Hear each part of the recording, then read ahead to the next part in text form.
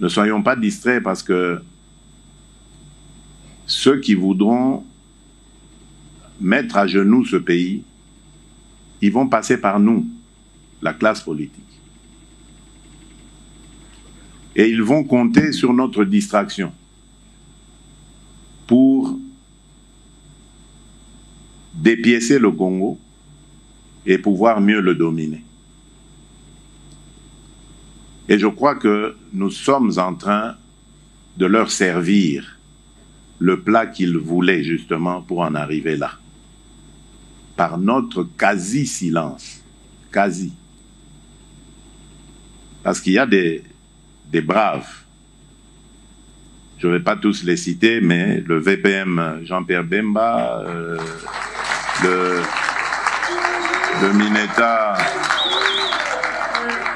Mineta Guy Luando, le VPM Jean-Pierre Liaou. C'est pour ça que j'ai peur de ne pas tous les citer parce que je peux en oublier. Mais j'ai vu des gens monter au créneau sans avoir reçu l'instruction de quoi que ce soit. Ils ont pris l'initiative pour dire à notre peuple, levez-vous. Dire à nos jeunes, enrôlez-vous dans l'armée. Parce que c'est le moment de défendre notre patrie. C'est la justice, Yanzambe. Ce qui vous a déjà en direct pour partager na biso, basango yamboka na biso, partager live ya émission Oyo, ko zangate, ko s'abonner, topé, ko tika commentaire depuis wapi yo ozali kolanda biso na République démocratique du Congo. Depuis wapi yozali kolanda biso à travers les mondes. Partagez déjà les lives de l'émission. Kotissa déjà voisin, partagez vraiment les lives. Là, je suis en direct comme d'habitude. Bokabola live Oyo. Massivement, il y a de l'actualité à partager avec vous. Tika commentaire, abonnez-vous si vous n'êtes pas encore abonné. Tiens, on a un groupe WhatsApp. Yebisa biso ozali wazalendo tope FARDC na motema uta wapi na République démocratique du Congo pe uta wapi à travers les mondes. Nalobaka toujours natina ete justice yanzambe erataka motote, justice yanzambe moto mokote aishapaka na contrôle nango yango elingi koloba ke to récoltaka kaka oyo biso tozali ko semer. O lona na nkuku, o lona na mpoasa, yeba yango ke mabe to malamu oyo zali kopose à travers ba acte na yo, ezali na flèche ya retour o ko récolter oyo ozali ko semer. Yango ekipaka te puissant to faible, riche ou pauvre. Justice yanzambe rataka motote.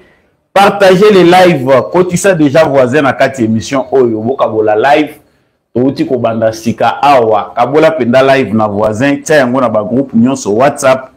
Parce que émission na biso, émission na bino préféré. Elingi sika wa e banda.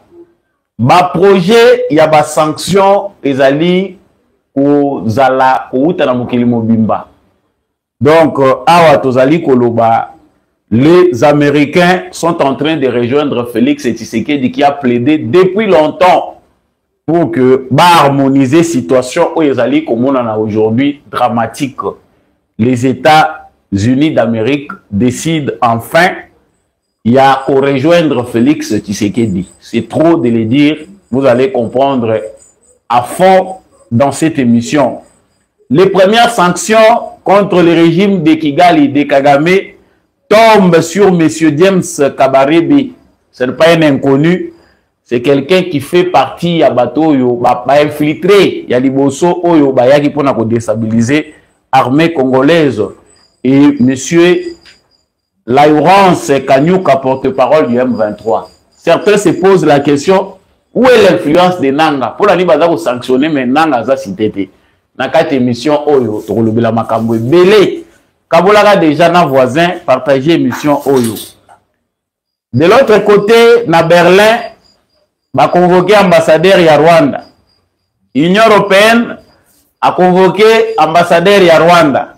Ba sanction ezali mipiku bazali ko bongisa la Rwanda. Mais qu'est-ce que cela va changer comme donne sur terrain? Dans cette émission, vous savez les pourquoi. Vous voyez, situation oyo ezalité. Nous allons parler de cette réunion au Conseil de sécurité de l'ONU. Baza obligé à voter na poko ya lelo na résolution moko o ezali ko benga na ba terroriste ya M23 ba cesser immédiatement pe ba se retirer na ba zone nyonso occupée na République démocratique du Congo. Et ce n'est pas tout, les projets de résolution demandent également aux forces de défense rwandaises de cesser leur soutien aux terroristes M23 et de se retirer du territoire congolais sans condition au préalable. Tolobi eza projet ya Nations Unies. Donc le belango na kati émission oyo projet wana eza soutenu na banani. Pourquoi ekomi ndenge wana sambolonga boyebi ka kotaka na mozindo donc le belango sikawa. Yo kabolaka déjà live na émission oyo voisin kota na retardé. Nous allons parler de la réunion que le président Félix Tshisekedi a envisagé, balobi eza réunion ekosalema le 22 lobby na ba membre ya union sacrée. Cette réunion là place ekosalema na le lobamité, mais balobi que lobby ba député, ba sénateur, ba regroupement pe ba parti politique, il y a plateforme présidentielle ba kozala autour du président de la République. Uta makambo e bandi ou ta agression ou ils ont ampleur mususu union sacrée ezali komona na pendate apport na bango ezali nini na sima topé na ko accompagner président Félix Tshisekedi. Je n'hésiterai pas de parler d'Augustin Kabouya dans cette émission, secrétaire général déchu ou en fonction, on ne sait pas. Makamba lobby UDPS ezali ko aider Félix Tshisekedi. Ezali vraiment moko ya ba élément clé to kosuki sanango émission na biso ya mokolo ya lelo. Encore une fois de plus nazali kotonda penda botondi na bandeko nyonso yo bozali ko rejoindre plateforme oyo Debout Congolais pour na ko partager basango ya République démocratique du Congo. Si vous êtes en direct pour suivre cette émission, veuillez partager les lives et surtout, n'hésitez pas de vous abonner, n'hésitez pas de liker et de nous laisser un commentaire s'il le faut. Ozali Kolanda Biso, Wapi à travers Mokili, Ozali Wapi na République démocratique du Congo. Voilà. Naoutai Koloba na ebandeli. Il y a une émission que Américains bazali petit à petit, pas petit à petit, mais à grands pas. Kolukandenge nini ya ko rejoindre Félix Tshisekedi pour corriger leurs erreurs. Na banza que actualité oyeleki na 48 heures oyeleki awa. Batubele bamoni position américaine moko plus affirmée. Position ya liboso ezali oyo Obama qui na conseil de sécurité ya Nations Unies et pas wapi États-Unis azali ko prêcher ba pays nyonso ba sanctions plus importantes contre les Rwanda. Wana ezali na conseil de sécurité ya Nations Unies. États-Unis a kotipé na kati ya dans wana ya kosenga que ba sanctions il faut ezala plus élaboré. Il faut aller plus loin. Ce qui Rwanda azali koyokate qu'il faut à respecter l'intégrité territoriale du Congo. Les sanctions le plus direct ezali oyo koyoka uta lobby. Les cerveaux moteurs, l'intelligence stratégique ya Kagame, monsieur James Kabarebe. Il vient d'être inscrit dans la liste des sanctions des États-Unis d'Amérique. Yé na Laurence Kanyuka, Oyo Azali porte-parole, il y a M23. Pourquoi James Kabarebe? Ba américain ba yebi ba sanctionner pas bati. Quand on veut sanctionner, ba yeba ka mutunini o bango baza ko sanctionner payroll na ye. Pour ceux qui ne savent pas, l'activité y a armée rwandaise sur le territoire congolais, se font en complicité, pas en complicité, mais sur préparation de cet officier-là de l'armée rwandaise, monsieur James Kabarebe. C'est quelqu'un que Kagame utilise dans l'ombre comme officiellement. Mutoyo, américain, ba yebi mingi. Ba moni pe rôle na ye, munene we azali ko jouer na agression Rwanda azali ko sala na RDC. Baza pe ko confirmer balobi que monsieur James Kabarebe yende mutu azali homme de cœur ya Kagame lorsqu'il faut faire passer les minéraux qui sont volés à l'est du Congo. Donc c'est parmi bateau bazali riche ya régime ya Kagame. Mbongo bateau baliaka na Kagame mbongo. Bateau par lesquels ba voie ezali koleka ndenge nini minéraux ezali kolekela de manière ya muibi bazali kolekisa yango. Tomoni pe la Laurence Kanyuka parce que wana moni batie Bertrand Bisimwate batie oyo mususu oyo abimakawa soki nani ba wilingo mate batie oyo Sultani Makenga te nanga pa kotite na kokota kaya nanga sima. C'est un cas moins important pour batu bayeba tant tozo koloba ke baza koloba likambu ya batu mususu tozo pesa bango publicité na rolo bango pena baza ko jouer te. Les États-Unis d'Amérique va décider d'aller en étape supérieure. Il faut qu'on y ait qu'est-ce qui s'est fait passer pendant tout ce temps pour que les Américains qui silencieux va arriver à cause de la décision à sanctionner les proches collaborateurs il y a Paul Kagame. Tout d'abord, il faut savoir que le jeu de lobby a été fait. Lobbying est travaillé tamoulaï pendant mois, il y a janvier, Oyo, Donald Trump, il fallait apprêter serment. Avant même d'apprêter serment, il y a eu guerre de lobbying.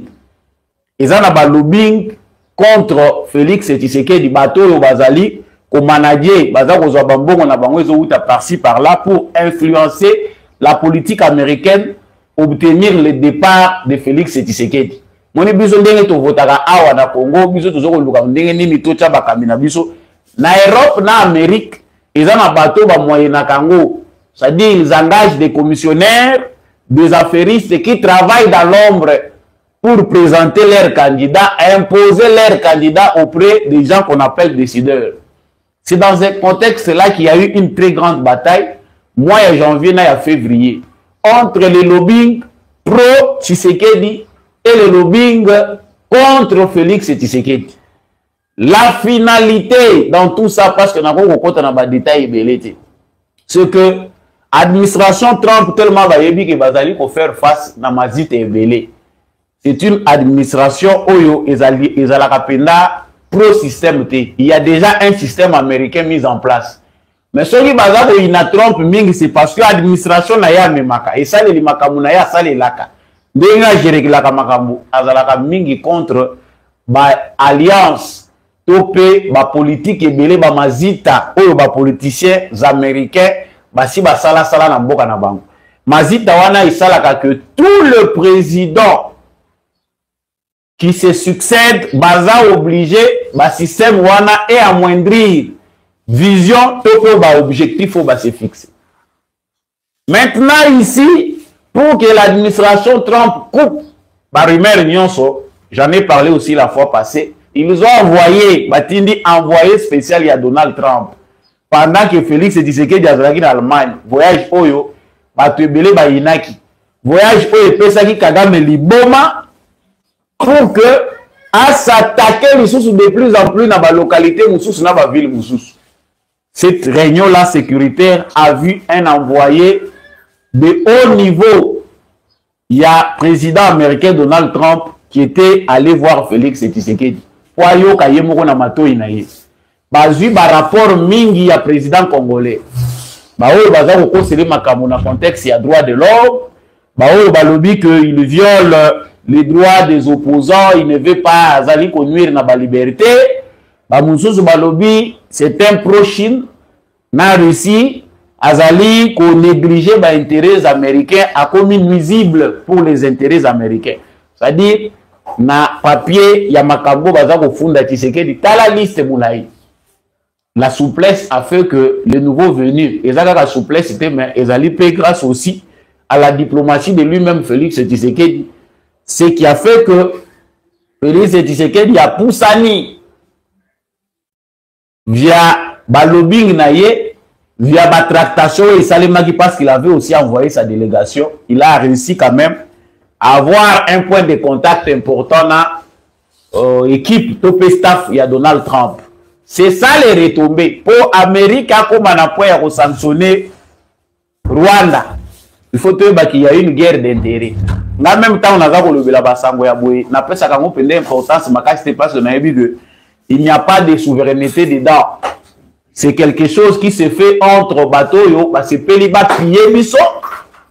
Tant que les jeux changent et que les intérêts, compréhension, ils ont repoussé qu'il faut tout mettre en gambo. Balali, koto bamoni ke bakoki ko sécuriser l'intérêt na bango par rapport à l'appréhension na bango. C'est ainsi que les premières actions et l'administration Trump ils allaient à sanctionner nano ma proche collaborateur ya Kagame. C'est un signal fort. Batumsusu ata toujours yoka bazo sala analyse balobi ça change quoi sur terrain. Mboka ya mwana ezo kende Bukavu DG kendaki Goma DG kendaki.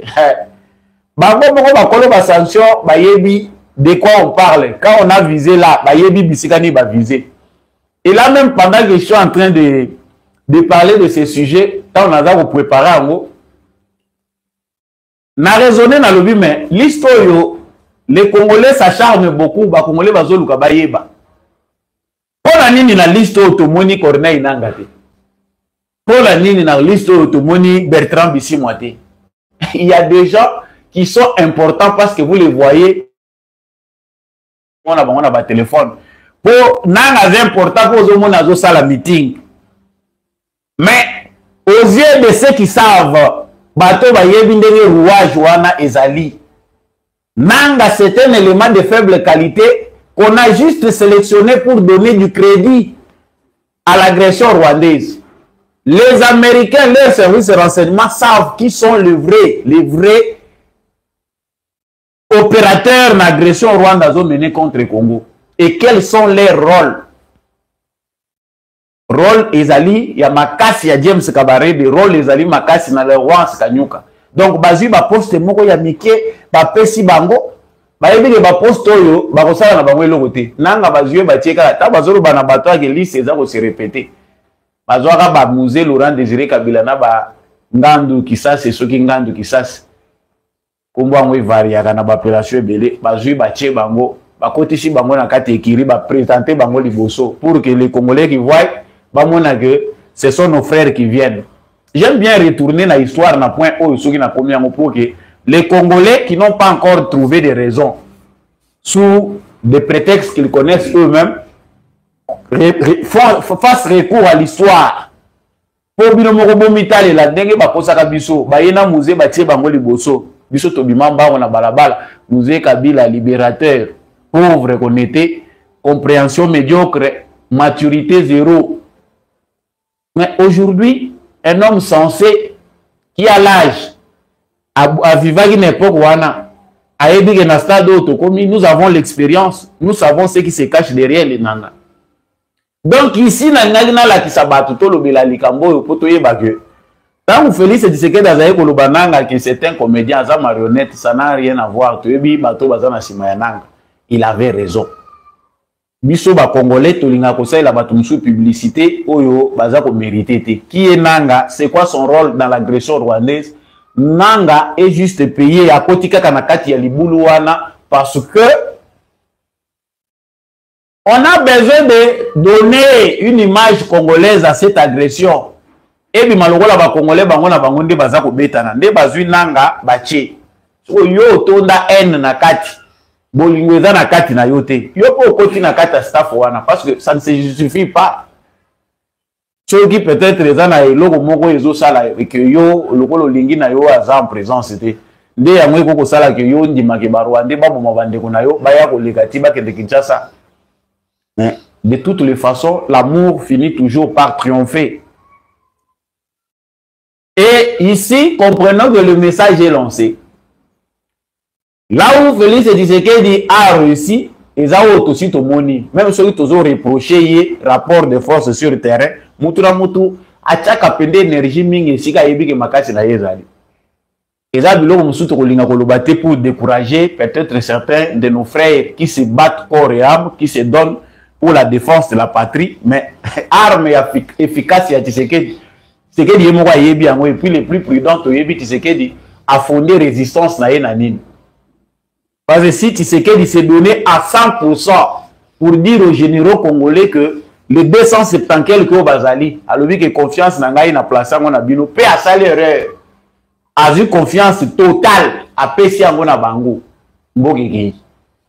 Parce que nous savons que la plupart ne sont pas avec nous. Les réalités qui font que dans le moment où Mboka ezala défendu, Boyoka Mukili Mubimbeza Koloba Balobi que Kagame, tu dois rentrer, les hommes militaires de nos côtés, ce sont d'autres réalités. Les sanctions, ce n'est pas du lait. Les Américains, les Européens ont fini par comprendre et faire perdre l'intérêt. L'Europe a même aussi appelé à son tour le ambassadeur à Rwanda Yaka. Ils ont interpellé l'ambassadeur à Rwanda sur violation à droit international. C'est-à-dire yo awa mutuza représentant ya pays na yo. To bengi yo poto yebisa yo. Ça n'existe pas. Donc bandaka la bazali kwa bawala la pongi. Tala ndenge Europe mobimbe telemi. Ba bengi ambassadeur ya Rwanda. Belgique a bengi ambassadeur ya Rwanda. Allemagne a bengi ambassadeur ya Rwanda. La question qu'on se pose maintenant, parce que bande qu'on a vu ce belé basé sur eux ils ont fait ça biso passe. Basez-vous aussi sur ce qui fait mal aux voisins. Attention à Kagame Zandengeni, qu'ils nous disent maintenant si les garçons, qu'ils sanctionnent aussi les États-Unis. Pour les États-Unis, à saluer au Belgique, à Salaki. Si Kagame, sans qu'il est fort, il est déjà tout puissant, plus que ceux qui l'ont fabriqué. À sanctionner les États-Unis, à ta collaboration. De la même manière qu'il a fait avec la Belgique, nous attendons que le gouvernement de Paul Kagame sanctionne les États-Unis. Qu'il coupe la collaboration, la coopération, qu'il coupe l'aide. Et dans la magamusu suya kadenge za koyela. Ozo mona ngwezo ya. Mais muto azana miso akomona na musika pa yebi kote zokende. Oyo azana miso te. Azindi. Berlin convoque l'ambassadeur rwandais pour violation du droit international. L'Europe, pas Europe, on peut pas perdre ta vitesse. Vous voyez, ces gens-là, ils sont aussi en perte de vitesse. Nous, nous pleurons, nous sommes congolais parce que ça nous fait mal dans la chair. Nous perdons de vie, de jeunes, de vieux. Nos mamans sont violées. Mais et comme une des fins, il y a système moraux, il y a agression typique pour le pillage des ressources naturelles. Les Européens, parce que politique au Macron a joué et a caduque. Cette politique-là ne répond plus aux réalités actuelles. Et Macron, ce n'est pas lui. C'est le patronat français où ils ont dirigé politique en France. Et n'ont pas de vision politique. Et ils ne voient que leurs intérêts. Et Macron, vous allez tout perdre. Quand vous êtes à la trompe, Atindi, vice-président Naye, il a dessus tous les Européens. Mais les Européens, basés dessus, pourquoi? Basé là qui discours moko ya ketoza ensemble. Aye, azakutu kola musande ba opposition à Europe. Au lieu que le vice-président américain puisse s'appuyer dans la collaboration na bango na Europe na ba pays européens, il s'appuie sur les oppositions. Asie bato baza contre la politique d'immigration, ça veut dire que pendant ces 4 années, Donald Trump, on ne voit pas en train de travailler avec les Européens. Barozala seul. Or, tant que Bazala Bango Moko Bazala d'efficacité. Tant que Bazala Bango Moko Bakokaka ko agresser bien. Pour qu'il nous agresse bien, Bazala obligé Bazala accompagner les États-Unis. Dictat États-Unis et Dakabango. Depuis époque Bandimaka Bazala sujetti. Na plan Marshall na Bango. Qui les lots, culturellement, ils se sont eux-mêmes inféodés. Bandima na Bango côté Kakibukulutu na Bango et pas Amérique. Donc, pour la raison, l'heure n'est pas pour que Bissoto les bateaux les là. Il faut regarder aussi la boussole du monde. bato yo bazaka na capacité d'analyse bayebi ko lire ba kotanga soki balobaka na lingala. Les gens qui savent lire les signes de temps bayebi que même si ça fait mal dans la chair la situation présente du Congo, mais il y a des indicateurs sur le plan mondial, sur le plan africain qui font que nos analyses ne trompent pas. Tu vois, au moni bitumba ezongeli bango na bango. Oya kotika la sima ndenge to banaye ko yimba tango tozokola tabambangu mwasi ya ligorodo. Ndenge bana to banaye ko yimba no tikali sima mwasi ya ligorodo. La course aux intérêts. Ça nous ne voyons pas. Ya bazango lo bana bande ko mususu ça na ngorgueité. C'est la fin qui justifie les moyens. Ceux qui ont une vision longue la chagriner par rapport à la situation actuelle du Congo, mais il y a une finalité. Donc on dit que déjà empressé, s'empresser qui va chanter victoire. On ne chante pas la victoire avant la guerre. Vous avez confondu les trajets. Vous confondre l'époque. Bolobia Tshisekedi tokobeta kaka wana tolongwe est okatisi kisangani nini nyonso kokweya mbala moko tobimi na Kinshasa. Nous avons déjà des alliés des généraux. Or Tshisekedi na mayele na ye l'équipe bino la longueur d'avance azomona Afrique azomona monde. Vous voyez le conflit congolais à la limite de vos ventres et de vos poches. C'est-à-dire bisika ba poche na ye suki bisika libungu na ye suki nde bisika yo zomona la Congo. Alors que le visionnaire lui il voit l'Afrique, il voit le monde. Parce que sa mission dépend de ça. Bandeko makambo ezalaka indigeste na bato bazali na bango mingi ko se contenter kaka na makambo tozomona na misu. C'est on na kolobawa et kozala na pratique na importance mon côté. Mais pour ceux qui savent voir loin, ils savent que c'est la fin qui justifie les moyens. La fin d'une chose vaut mieux vaut que son commencement. Yo bandi ko beta maboko lobilo kola na linga Tshisekedi te akwei omoni ndenge basuki siye ozambe na miso komona te tu ne vois pas. Donc la Belgique veut des sanctions contre le Rwanda, des sanctions individuelles, suspension du dialogue sécurité défense avec le Rwanda, suspension du mémorandum d'entente, suspension du financement de l'armée rwandaise au Mozambique. Dans la liste à sanctions. Kolo début à l'Ikambo, il y a ça comme super puissant. Il y a des armes qui ne sont pas seulement des armes automatiques. On a l'habitude de voir ici. Il y a des armes spirituelles. Il y a des armes d'intelligence, de sagesse qui peuvent faire taire ou qui peuvent vaincre des armes. Ça c'est profond pour ceux qui savent comprendre. Makambo eza minene. Mais si on tient au jumelle ya Congo, ya libumu na biso nzala, ya nanga ndenge ba komi na Bukavu, tu ne verras pas de grandes choses. Ça va passer. Nous ne prêchons pas dans les déserts, mais tu es dit que la victoire sera congolaise. Ça va passer. Biso to ko se contenter te na ba sanction oyo bakolo mwana na bango bazozula mwana na bango. Bakolo mwana na bango, c'est les occidentaux. Que tous ces gens-là, s'acharner sur le Rwanda, que ça ne puisse pas, et comme la billet, il a mis sur la moussoso. Tobeta oui, ma bogo toko ko apprécier ndenge Patrick Mouya ya lobiawa, toza ko accueillir ba sanction wana bien. Ça c'est leur langage, langage ya développé, ya gouvernement. Il faut mettre un peu de la diplomatie dedans. Mais pour les Congolais, ça ne veut rien dire. Par rapport, il y a taille. Il y a violation, il y a des crimes, il y a des hécatombes. Il y a l'Holocauste congolais, ils n'ont encore rien fait. Bango bazo banga, soki bomoni bango bakomi ko salo bazo sala, bazako banga. Je vous invite seulement à lire chaque fois qu'il y a un communiqué à Européen, il y a banine. L'ici ne doit pas être militaire. La solution est toujours doit passer par la diplomatie, par le dialogue. Qu'est-ce qu'ils ont peur? Ils ont peur de quoi? L'embrasement régional. Baralis, on a répété au moins mingi souffrait, mais c'est lié à l'actualité aussi. L'embrasement régional au Baro Bazo Gangawana, Yango Bakongolais Bazo Monade. Ils ont peur de que cette situation se généralise. Na niveau haut, c'est que Yamemeli Makambo.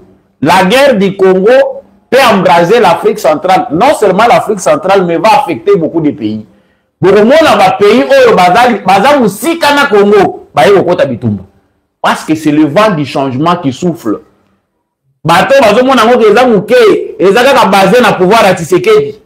On va juste arracher Tshisekedi de sa passe. Vous vous êtes trompé. Vous n'avez pas de bonnes lunettes. Achetez deux autres. Achetez d'autres lunettes. Voilà, ne vous remonte bien. Makambo est sous qui n'a niveau à pouvoir à Tshisekedi. Ils ont plus loin. Et à un moment, les Européens, les Américains, ceux qui peuvent sauver encore le meuble, non, non, non, non, non.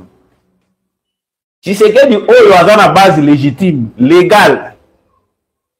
Les réflexions de nos frères ne peuvent pas arriver à ce point-là. Vous avez chassé Mobutu avec l'aide des Rwandais et des Ougandais, avec la bénédiction des Occidentaux. C'était bien plein, avec des raisons, des reproches valables contre Mobutu. Mais oh, Yobino Lelo Bozali qui accusé Bolingi Bolongola na pouvoir, vos yeux agression rwandaise, Botier na poche. Quelles sont les vraies raisons? Il vient d'être élu, il fait son deuxième mandat. Constitutionnellement parlant, c'est son deuxième et dernier, selon la constitution congolaise. Bon, vous voulez renverser l'ordre démocratique sur quelle base? Je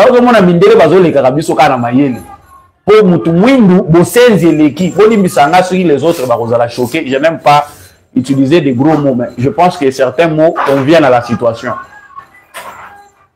Mais il faut entrer dans les principes. Si c'est qu'il est élu premier mandat, Kabila qui a sacrifié le pays entre les mains de Kagame. De 2001 jusqu'en 2006 où il y a eu élection. Et là, ils ont tiré la légitimité et l'égalité à Kabila. Il y a un peu ça qui a raison à Bamoussou, mais Kabila a fait les élections en 2006. Bemba a gagné ces élections-là. Les Congolais avaient choisi le moindre mal. Entre plusieurs mots, 1 plus 4 est égal à 0, mais tous les moindre mal. Parce que tous les candidats 1 plus 4 vont être désavoués. À l'absence de Etienne Tshisekedi, le peuple congolais a choisi Jean-Pierre Bemba. Mais Kabila est resté là. Conventionnellement avec les Occidentaux. Bazu Bemba va être en prison. En 2011, Papa Etienne Tshisekedi revient. Il gagne les élections. Kabila Vandiwana. On a fini par s'accorder, que ce soit au niveau international et national, que Asala, deuxième mandat, Atika Kende. On arrive au deuxième mandat, Kabila complique la situation. Il nous a gagné encore 2 années dans la manœuvre politique. Toutes ces années-là, c'était tout ça n'a pas acquis. Même dans la douleur. Kabila n'a dirigé ça fait partie de notre expérience démocratique. Dans le contexte où les contexte élection. Des aventuriers qui ne se retrouvent pas par rapport à ce contexte démocratique décident d'aller encore en brousse. Balobi non, et détruire l'Union Soyo. Ils ont une construction. Il y a bien tout ça là, on a Rwandais. Tout ça là, on bozo bomanaton, bobomina butu, bobomina moi, boulakisi que tout ça pour imposer ordre. Ceux qui ont compris, ils ont compris. Hein? C'est cette affaire qui fait de Tshisekedi du plus fort. Les raisons, les droits, la logique de valeur. Occidentaux, bozomona, balingina bango pe Tshisekedi. Ça, il faut être franc avec les Congolais. Occidentaux pe balingi Tshisekedi. Mais il y a des circonstances, il y a tant.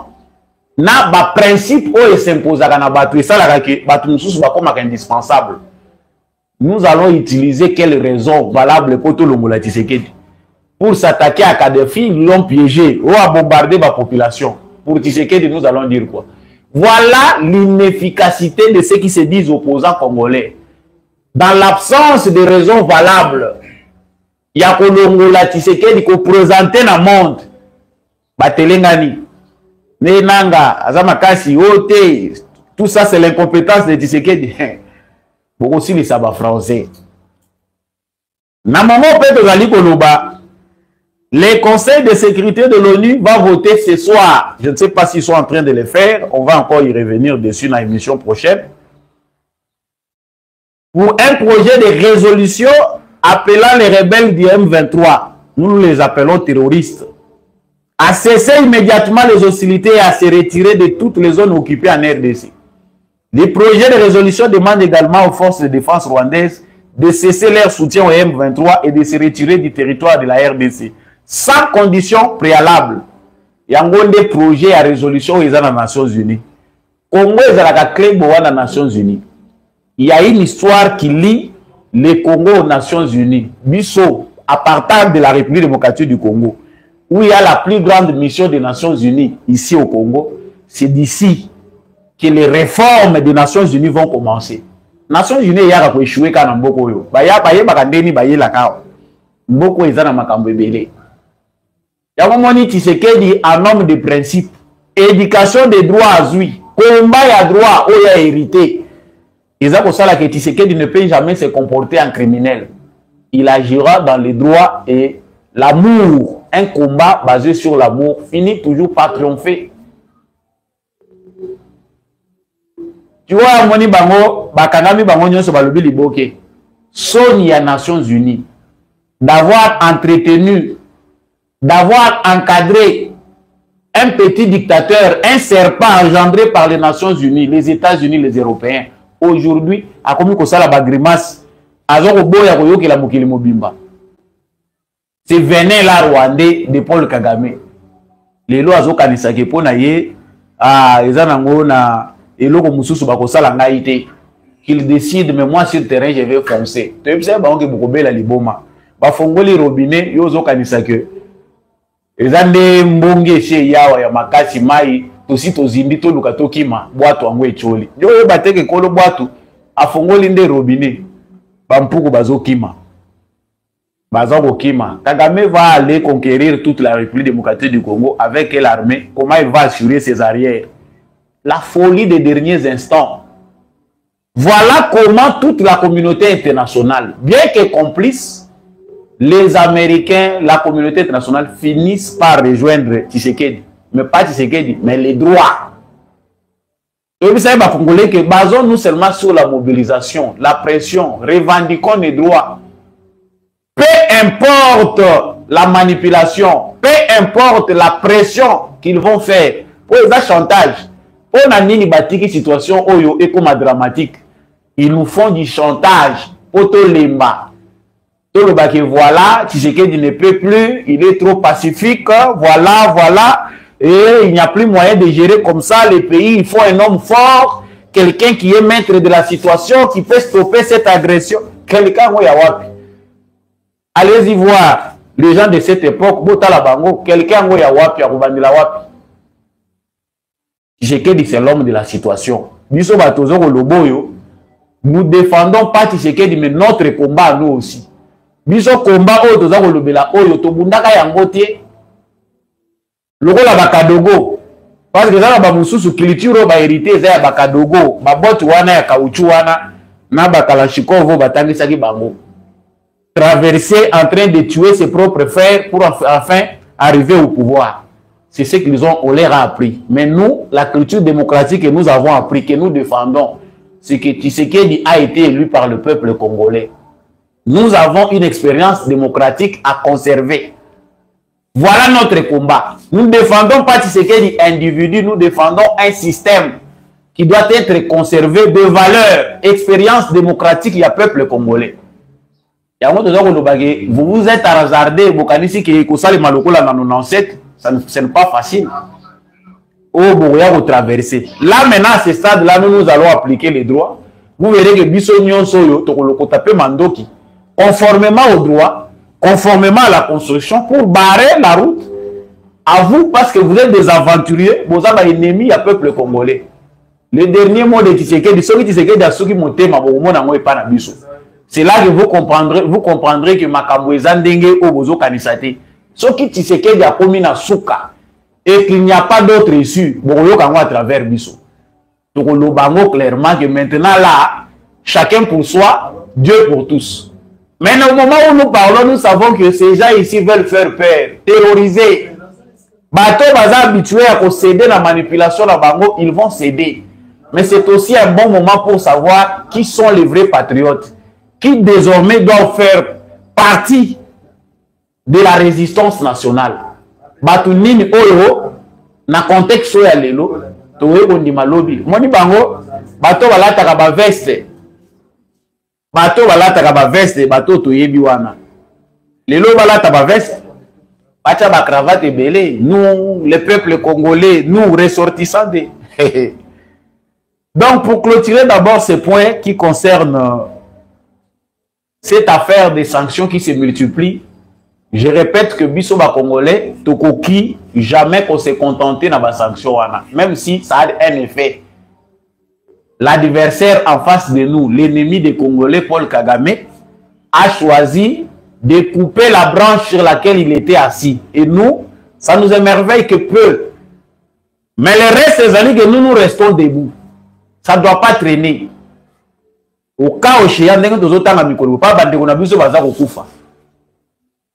Les bandits de chemin où baza kokota baza ko traverser na ba localité où bazali ko occuper et tout ça, ils tuent des gens.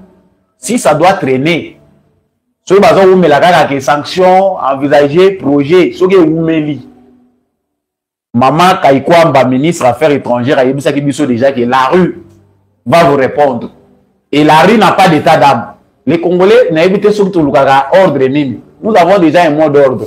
Si ça traîne, le discours congolais est allé que tu s'en charger dans le vous savez ce que ça signifie. Et nini tu sala. Pour avoir un intérêt, moi, les Américains et les Européens, vous allez sous-souter. Tu saboter l'union, tu perdre l'eau parce que nous sommes chez nous. Et si vous boire même ma sang après une semaine, au moins, les autres, sans qu'on se pèle à cause de l'inconscience, nous mourrons de faim, nous nous entretuons. Dans le cas que le président Félix Tshisekedi a décidé à répondre à l'inquiétude de l'Union sacrée naïe. Le secrétaire permanent et porte-parole de l'Union sacrée, André Mbata, a lobby président au lobby face aux députés, sénateurs, il y a Union sacrée. A relevé la bango nini, koyebisa bango, kosolola na bango ezali li solo, nenga sala kango d'habitude. Ma parti politique, ça sera ce samedi 22 février, lobby. Bon, ezali na président de la République, biso kezo dépendre na biso Union sacrée koko exister. Aussi to critiquer ngo mingi to lobela bato bazana kati. Moins de patriotisme, moins de soucis pour le peuple congolais, plus d'intérêt. Ah, tout ça que le bas Union sacrée. Nous, ressortissants demandons, chef de l'État, soutenons. Nous avons le banderole à minene wana. Vous allez beaucoup observateur, vous avez otala. Vous avez otala numéro. Est-ce que nous avons un numéro à Nanga? Nous avons un numéro à Kingandi. Au bon bien, vous la base arrière. Pour un cas où ça va changer, je vais appeler tel, il va me rassurer. Tala ndenge bokomi. Nzambe pas ça la bien. Biso ba o mususu to komi ko mona bien ko le kabino. Okomi mal à l'aise. Visa na ngai na zui yango te, comment je dois voir mes enfants, moi je n'attends que vous ne comprenez pas les choses. Dieu va vous confondre. Le président va parler à l'Union sacrée, cher président. Dites-leur la vérité. Vous avez un téléphone union so botiango na poubelle ezaka na entrée wana. Bobombela bango ngo wana. Yebisa bango bil makambu ya solo. Soko me miango na discours diplomatique pour rassurer bango. Ils n'ont pas besoin d'être rassurés. Ce sont des gens où va promettre na peuple congolais qui va servir hier. Ils ne sont pas différents de nous, basés exceptionnalité. Est-ce que exception est pour la traverse de l'Union, son cravate se retrouve dans le Parlement, tous les ministres, tous les présidents de partis politiques. Nous devons passer à un nouvel ordre. Ce nouvel ordre politique demande de la rigueur, de la sévérité. Et dès le président Nabiso Azanamote, peut-être c'est lié au président Dimagi, l'Union sacrée est créée par souci d'unité. C'est qu'il n'a pas voulu que les Occidentaux gèrent nos brigands, nos voleurs. Bandokyo tozana bango na kati na biso ba miyibi. Ba petit bandi o tozana bango awa. Soki tiseke da tekeli bango ke ba Occidentaux ba gérera bango en grand nombre, nous avons des problèmes. Quelque part total la président Tolobi bon. On laisse cette marge de manœuvre pour te dire qu'il gérer bateau. Soki moyibi azana ndako na bino, bozana mwana ya ndoki. Il fait partie de la famille. C'est vous qui savez que comme nous sommes menacés de l'extérieur, comment gérer nos voleurs? Comment gérer nos bandits? Et avant tout ça, la montée m'a déformé. Tout à l'heure, non. c'est la logique d'État. Si Félix Tshisekedi continue à gérer son union sacrée, c'est aussi au nom de cette unité-là, cette réconciliation-là, à grand prix, pour les autres qui s'habillent sur le Congolais Moutema. Bandoki, Bamiyibi, Batu Andenge Nandenge, Bavandi na kati ya union sacrée. Patriotisme na bango, eza patriotisme moko décloché. Eza nango etaka avant d'abord d'intérêt personnel, d'intérêt ya mboka yaka kolanda na sima. Nango nde bango bazalaka nango. En temps de paix, ils sont comme des bons serviteurs des Congolais en train de voler en catimini. Quand ça est comme moto, oki bango silence. Tout le monde voit ya papa Baati Lukwebo, modeste. Modeste qu'il est.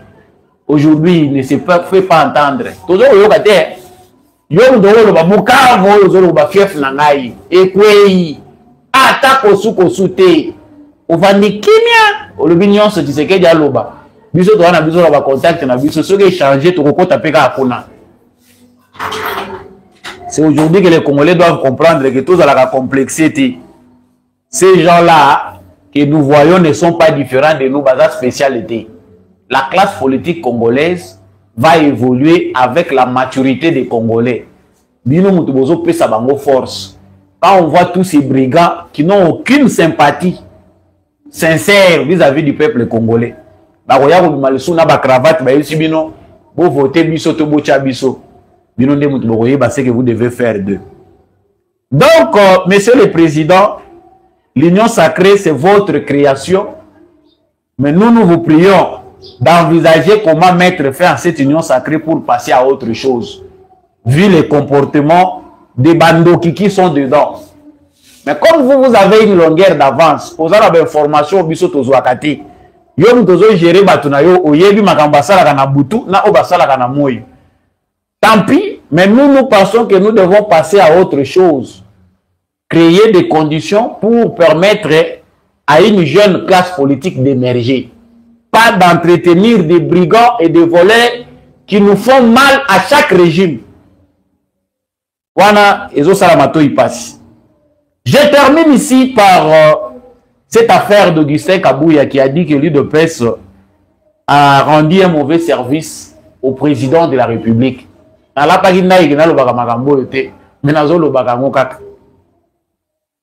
Parce que ça fait quelque part très mal d'avoir des gens qui pensent servir, mais qui n'ont pas la compétence. Pour la politique, basala kango soko za na vocation wana. Soki po za na ba qualité moko boye naturelle, ou eko permettre yo même soko tangi yango na classe été. Mais yo bi na moment tel na ko bimisa makambu ya boité. To c'est pela ki to kanisi que Augustin Kabouya ndenge moko ayebisa ki biso sagesse et ses côtés. Mais pourquoi exposer l'UDPS en pareil moment? Le rôle créé par un parti politique, il faut que l'UDPS soit enfoncé davantage. Si l'UDPS a rendu mauvais service au président de la République, c'est vous. Binonde pour rendre mauvais service, ce n'est pas l'UDPS. L'UDPS laissé par Etienne Tshisekedi vie et n'est pas géré par Augustin Kabouya. Et ça l'UDPS moko ya orphelin. Ou même Félix Tshisekedi a pesi mon Congolais kolo na bino. S'il y a des choses qui font qu'aujourd'hui l'ennemi, dans certains coins, trouve un endroit pour opérer, c'est parce que Félix Tshisekedi et vous avez négligé l'UDPS. Et le président Soka a reçu un message parmi les complications pour règne, c'est aussi d'avoir tourné le dos à l'UDPS parce que le problème à l'UDPS est l'équipe. l'UDPS à l'UDPS Mokomoté dans le moment où l'UDPS il fallait que ça la base, pour frustration il y a battu l'équipe. Même si on sait que c'est le peuple congolais qui a amené Tshisekedi là, mais l'UDPS, c'est la base. Les sacrifices, les zakuna ou les salami que Tshisekedi a comme awan. Tant que Batubazo ima, Batubazo lila, 5 ans, 6 ans. Vous savez ce que ça fait? Batunyon se bazo réclamer que Baya la lokola Tshisekedi, Balata la lokola Tshisekedi. To bangonyon se base na lokola famille ya Félix Tshisekedi.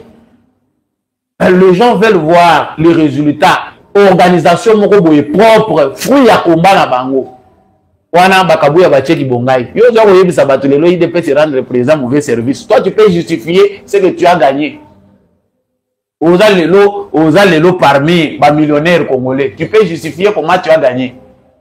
ndenge nini okomi na mituka ebele olobi boya kotala mituka na ngai ndenge okomi na mituka wana ebele tu peux justifier ça. C'est vous qui détériorez aujourd'hui bozo ternir image ya UDPS wana. Les combattants de l'UDPS se battent, il n'y a pas patriote plus que ceux-là. Mais les gens ont exposé la démission c'est aussi une option.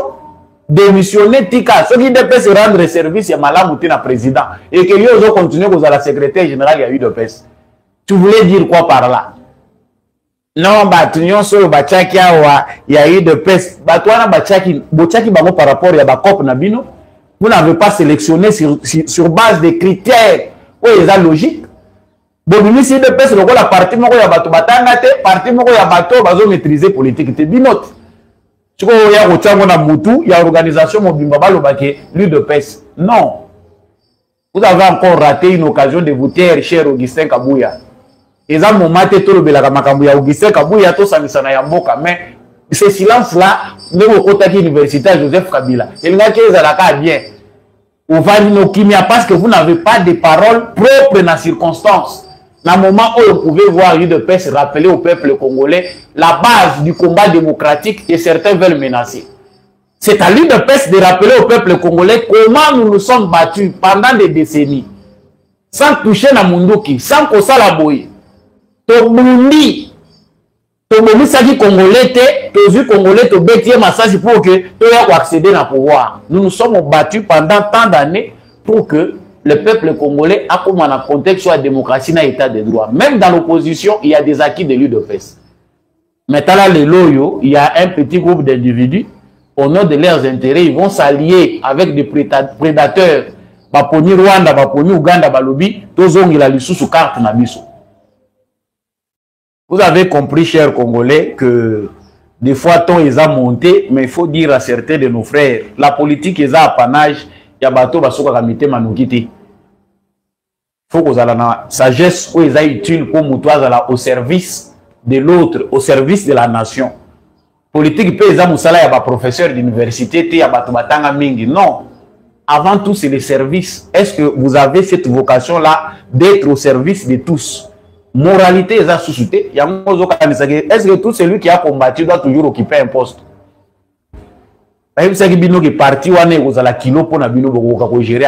Aujourd'hui, on comprend que ceux qui sont restés avec l'UDPS, ils ne sont pas capables de gérer ces partis-là. C'est ça la démocratie. Il y a qu'on réorganiser ma cam. Émission Nabino et Kominasuka, Balobaka, Koloba Mingi, Mbanga Pasi, la langue qui parle beaucoup, c'est celle qui pêche. On préfère s'arrêter à ce niveau-là. Merci à tous ceux qui ont choisi de suivre cette plateforme que j'appelle plateforme des éclairés à travers l'émission des Debout Congolais. Ceux qui ont mon musica, on se retrouver dans l'émission. Félicitations à vous. Merci à tous ceux qui avaient choisi de suivre, liker cette vidéo, partager nos voisins, réconforter Yebisaye que Congo est à Bisso, Barwande Barozouate. Oza, ceux qui Bisso Tolobino, nous t'avons imposer Bissoté. Il nous appartient nous-mêmes. L'avenir, cette fois-ci, va se décider en RDC.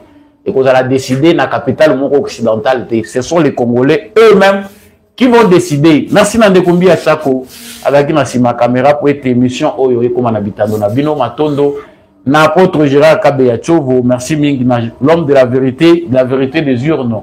Jean-Louis Timbalanga, Papa Maurice Kikangala, Papa Michel Lumakaso, Papa Boniface Mpunga, Papa Freddy Ngwama. Papa Paulin Chika, Maman Rose Sirikari, Maman Lisette Mombendou, Maman Bill Bilonda, et Maman Anima Samba, Baignon So, vous allez pour la démission Oyo. Vous aimez bien les analyses, les décryptages des informations par Samba Olonga. Je vous aime beaucoup. C'est dans l'unité et dans l'amour que nous allons reconstruire notre très cher beau pays. On se retrouve prochainement avec. The humanitarian needs in the DRC are critical. Close to 1 million people have been displaced by the recent M23 offensive. Hundreds and thousands are in desperate need of life-saving support. That's why we've allocated more aid to help those suffering, and it's why we're calling on all sides to allow assistance to get to those who need it most. There must be a ceasefire now. The people of this region deserve to live in security, and the DRC sovereignty and territorial integrity must be respected. I've spoken to both President Tshisekedi and President Kagame about how we achieve that. We need a peace process led by African countries. The UK will support those committed to ending this conflict, and we will take action against those who continue to fuel it. Political resolution is the only route to peace.